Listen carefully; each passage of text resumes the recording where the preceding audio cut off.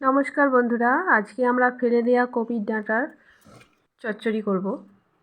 তো কেটে নিয়েছি আমি আলু, পেঁপে ছিল, বেগুন।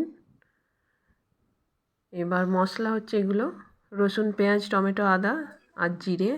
এখানে আমি 5 ফোড়ন দিলাম। আর এগুলো আমি সেদ্ধ করে নিয়েছি, আলু, পেঁপে, ফুলকপির ডাঁটা আর সেদ্ধ করে নিয়েছি।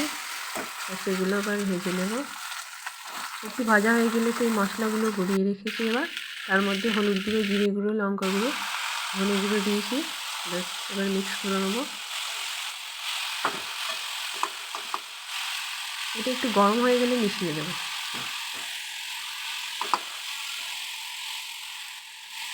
দেখুন ফুটছে। এবার মিশিয়ে দেবো সবার সাথে।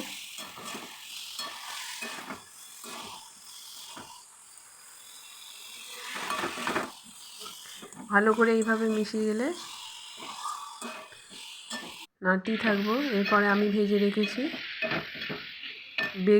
বেগুন আর বড়ি আমি ভেজে রেখেছি আগে থেকে। একটু গরম হলেই আমি দিয়ে দেবো, সেগুলো দিয়ে দিলাম। এবার ভালো করে নাড়াচাড়া করতে হবে কিছুক্ষণ। আর এর জন্য স্বাদ বাড়ানোর জন্য আমি একটু চিনি দিয়েছি। বাস, খুব বেশি জল দেব না, কারণ এগুলো আমার সিদ্ধ করা আছে।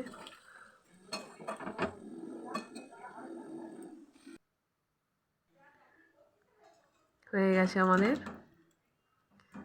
গরম গরম রেডি কপি ডাঁটার চচ্চড়ি বা ঘন্ট, যাই হোক, খুবই সুন্দর হয়েছে। এবং এর খেতেও কিন্তু অসাধারণ খেতে। আপনারা সকলে একবার বানিয়ে দেখবেন।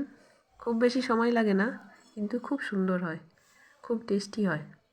নমস্কার।